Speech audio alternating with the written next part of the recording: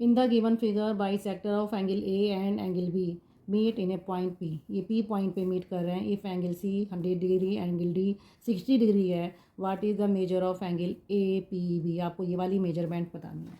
तो ये देखो मैंने ड्रॉ कर दिया है। आपको कौन सी मेजरमेंट बतानी है? आपको ये वाली, ठीक है। तो यहाँ सबसे पहले देखो मुझे क्या करना है, ये क्वाड्रिलेटरल है, ठीक है। तो मुझे पता है कि सम ऑफ ऑल, हमें पता है कि किसी भी क्वाड्रिलेटर के इंटीरियर एंगल का सम क्या होता है, 360 होता है। तो इन सब का सम जो है angle A B C D का सम कितना होगा, 360 होगा।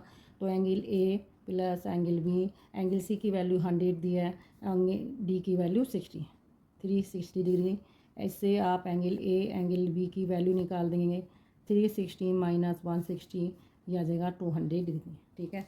तो अब आप क्या करेंगे, देखो ये वाला जो एंगल है, ये एंगल पी ए बी हो गया, ठीक है। ये कितना हो जाएगा, 1/2 एंगल ए हो जाएगा, क्योंकि हमें पता है गिवन क्या दिया है, bisector of angle A and angle B meet at P, ठीक है। पी पे मीट कर रहे हैं तो ये हाफ हो जाएगा। ये वाला एंगल एंगल पी ए इसके बराबर हो जाएगा हाफ एंगल बी के हो जाएगा। अब आपको पता है कि एंगल सम प्रॉपर्टी क्या होती है, sum of all angles of a triangle 180 degree होता है, ठीक है।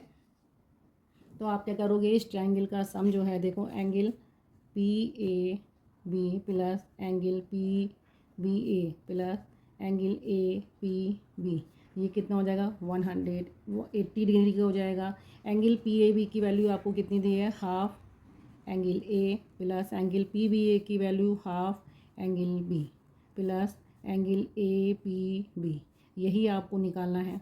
इन दोनों में आप कॉमन ले लो, 1/2 कॉमन आ गया। Angle A plus angle B plus angle A P B, ये तीनों का सम इतना आ जाएगा। इन दोनों की वैल्यू कितनी दी है, एंगल ए एंगल बी की वैल्यू ये रही, इससे आप निकाल दोगे।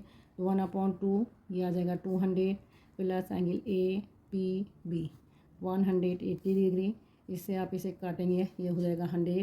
तो angle A P B 180 minus 100, ये आपका आ जाएगा 80 डिग्री।